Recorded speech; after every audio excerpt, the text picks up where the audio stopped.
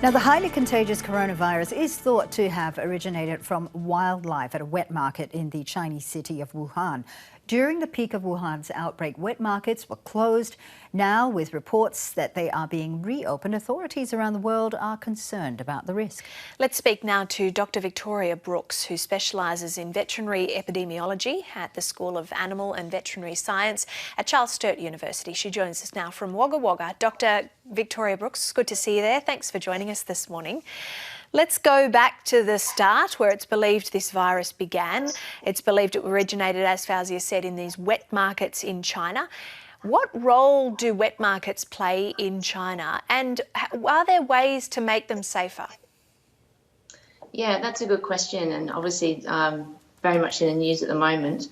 Wet markets in China are really fresh food markets, and so there's a whole range of different types of wet markets that are there. So ranging from fruit and vegetables, fresh meat that might be refrigerated, to fresh meat that could be killed in that market. And so obviously that means in some wet markets, particularly the more traditional ones, there are live animals there, and particularly wildlife. And that's the concern. It's that crossover that where wild animals, livestock and people in a food market all concentrated in one area. And that's what we think gives the opportunity for these viruses to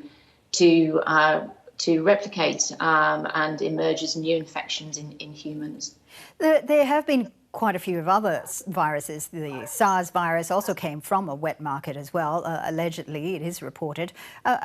How is that transmission actually being made? Is it through cutting up carcasses? Is it through fluid? Is it through consumption of these wild animals? Yeah, that's a really good question. We don't really know specifically. It's more that we can say in general that these situations are where these emerging infections arise. So you can imagine viruses, they're just bundles of genetic code. They infect animals, they infect the cells, and once they're in those cells and they're replicating, they get mistakes in the new viruses that can give them new properties and allow them to spread into other species, or perhaps live longer in the environment, give them more transmissibility between species or different clinical signs, for instance. And sometimes those mutations don't go anywhere. But when you've got these wet markets and you've got all these animals together, you've got all these people together, and you've got a lot of cutting up of slaughter of animals, body fluids, contamination of food, people touching their hands, touching their faces and eating that food, and so on. It gives a lot of opportunity for these viruses to keep these mutations to keep having the opportunity to try out new species.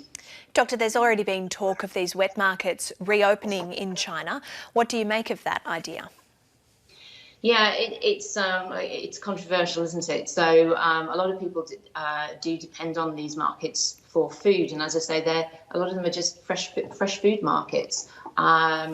Not all of them have live animals in there and are more traditional. But I think rather than just a blanket ban, we really need to look at more sustainable solutions for wet markets. So looking at things like regulating the trade of live animals, and there's other issues there as well. So there's endangered species and there's the welfare of the animals as well.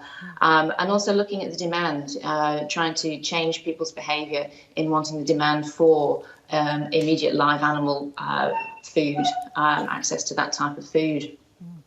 I want to bring it back home to Australia now, and we seem to be getting some really good numbers. We seem to be flattening the curve, as we keep talking about flattening this curve over the last few weeks or so. But you are of the opinion that we don't just have to flatten it, we can actually eradicate this virus within Australia? I don't know. That's not necessarily my opinion. It's a possibility. I know New Zealand are looking at that. Perhaps we could eradicate it in Australia. We really need to see what happens over the next month. Surveillance is going to be absolutely critical for that. And even if we do eradicate it, it might be temporary. We still have people coming in and out of the country. We still have trade going on to support life as we know it at the moment. And so there are possibilities of more incursions as we go along. And because we have this issue with this particular virus that not everybody shows clinical signs, it's extremely difficult to trace that last case in the community. So yes, we might get there, but we'll see what happens over the next month or two. Speaking of over the next month or two, what do you think a lift in restrictions should look like here in Australia? Difficult to say. That's really a question for government. Watching other countries, we're now starting to see some countries asking schools to reopen, and we're watching New Zealand go from their level 4 to their level 3 restrictions as well. So I think it'll be interesting to watch what other countries do, as well as considering our options as well.